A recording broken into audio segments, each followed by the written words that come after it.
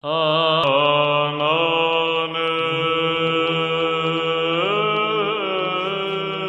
there. On the edge of paradise, tears of woe fall cold as ice. Hear my cry, renounce have you thy name. Eternal is my pain, eternal is the pain that leads me to temptation. I'd be a really good metal singer if I could sing. Today we're going to have a look at the Classic Pens LB6. Now, this is a pen I have reviewed a long time ago, and I'm going to do two videos on this pen. I'm going to do my re-review, and I'm going to do my personal pens video because I have decided to purchase this pen. So let's start off with this re-review. I saw the LB6 for the first time in 2017 at the DC Pen Super Show at Andy Lambrew's table. Andy Lambrew, the owner of Lambrew Pens, and I loved it. He lent me one. I've reviewed that. It was the brown one, and I convinced myself that there was one thing I didn't like about it, the girthy section. Now, in the personal pens video, I will tell you more about the backstory of how I got this pen, because I think in these reviews I like to keep things a little factual and kind of sort of keep it brief and not get too much. And then I talked to him, and then she came over, and then you know. So today we'll talk about the pen, and then the personal video will talk to you about how this ended up in my collection. So the LB6 is one of the LB Lambrew, right?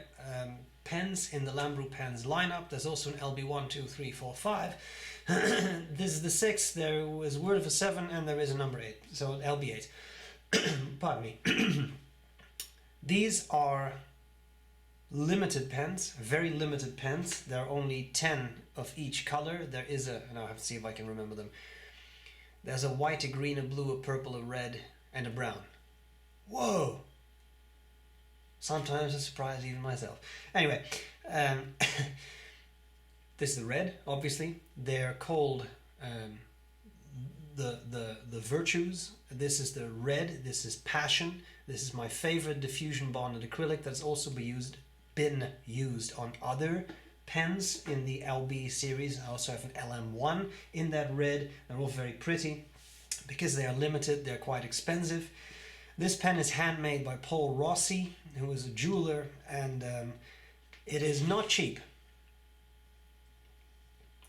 I had to take a sip there to fortify myself, but I'll get back to the price in the last part of the video. What I wanted to do first is show you the parts of the pen. I will do a writing sample, and I'll tell you what I like and what I don't like about the pen. And then again, there will be a personal pens video where I talk more about my feelings towards this pen, but for now, let's try to keep this re-review reading. Let's get started. Okay, so here we go with this Lambrew Pens LB6. Comes in a nice box. I really like it. It's simple, but I like. It's, for some reason, it strikes me as distinguished, and I really enjoyed that. So you have the cardboard outer box. You have the Lambrew certificate of authenticity, which it's quite nice, and of course is signed with a fountain pen. Beautiful blue-black ink, by the way. I'm wondering what that is. Anyway, this is the Passion Flame Red, number 6 out of 10, signed by Paul Rossi, sound by Andy Lambrew, lifetime warranty and all that stuff. And you have this I really like this wooden box. This is super shiny, and I really enjoy it. And the pen, given that it's also red, it really works. So I really enjoy that. Is there anything in there? Oh, is there anything in there? No, there's nothing in there. Okay, let's put this away. Let's look at the parts of the pen. So let me zoom in for you. So this is a large pen, right? Here you have a Pilot Metropolitan. So this should give you an idea of how big it is. Top of the pen, finial, same material as the rest of the pen. Beautiful very intense red cut at this angle. I really like that. The clip is sterling silver. You can also get this in vermeil, so in other words, gold plating over sterling silver. Andy recommended the silver for this finish, and I agree, it's very nice. That brown pen I reviewed before actually had the gold trim, if I remember correctly. So if you want to see that, you can look up the older review. Because this is the Passion, it has flames engraved on the clip, and this is all handmade by Paul Rossi, so it's a hand-carved clip. The center band has the Lambru Pens logo on it. It says Lambru, LB6, Passion. It says sterling silver 925 for the silver content, and it says 06 of 10. And all this is, if I remember correctly, all this is Paul Rossi's work as well. You can get them, these models, faceted around. What I really like about the faceted finish is that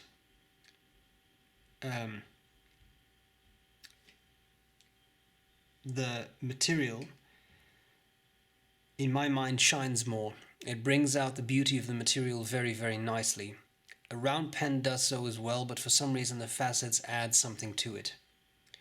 And we have another silver ring here. I don't know how well you can see, but right there it says PR,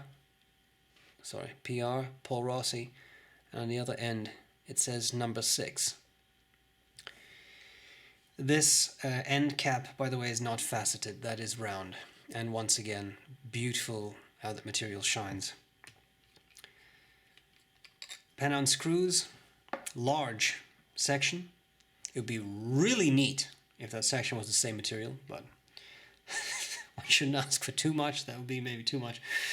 I think it would look really cool though. And to be honest, I think the black is also kind of a nice contrast with the red. Nib, number 8, Bock nib. This is a medium nib, which I find quite fine. But it is a pleasant nib. Has the Lambru logo on it. It says Lambru 18K 750 medium.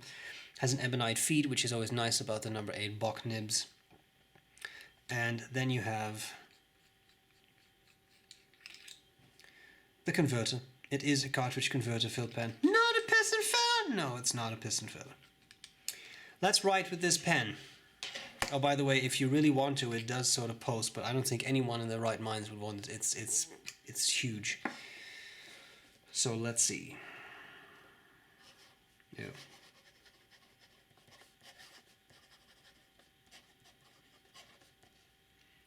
The nib is 18K medium, and the ink, I'm sorry, I'm not going to write it all out. Mont Blanc Corn Poppy Red.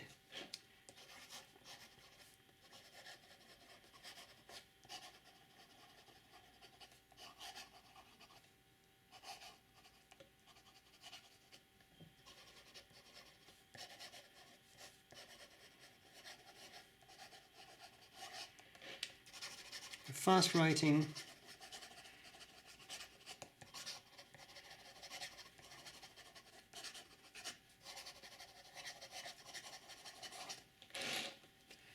Wetness, as I said, it's a pretty fine nib, so not exactly a gusher. It is round though, line variation, not a whole lot, but it's also not a flex nib or anything. Reverse writing with this one is actually possible. And you go from a skinny medium to, I'd say, an extra fine. So if that really matters to you, then that is an option.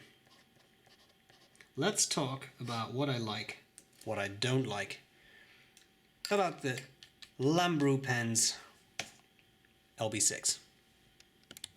Alright, what do I like, what do I not like about... Oh, now I'm yellow again. It's hard to get the white balance right. I'm sitting right in front of a window.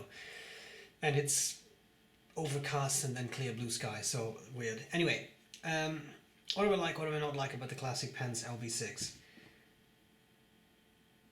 Well, there's a couple of things that I love, and that's why I decided to purchase this pen. Why is it so angled so weirdly too? That's better. Anyway, I love a couple of things, and if you've seen my reviews, then you know what I like. I like bigger pens. It's a bigger pen. I love this diffusion bonded acrylic material, which is supposedly bulletproof. I love it, and this pen with the facets just brings it out in a way that's unprecedented in my mind. I love the handwork. I love the handmade clip that had the center band, all this stuff. It's a beautifully made pen. There's great eye for detail, and overall I find it just incredibly comfortable. That is something that has really grown on me. I remember in the original review that was my biggest gripe. It's a very girthy section. It's grown on me, so I don't know if I've just become more accustomed to girthier sections or something, but whatever it is, I'm very happy with it now. So there is that. Larger pen, beautiful material, writes nicely. Yeah, that's I would say what I have to say. I mean, that's why I wanted to own it. It's just in my mind, a beautiful writer, big without being obscene. The Namiki Emperor is beautiful, but is so huge that it's hard to carry around. This you can carry around.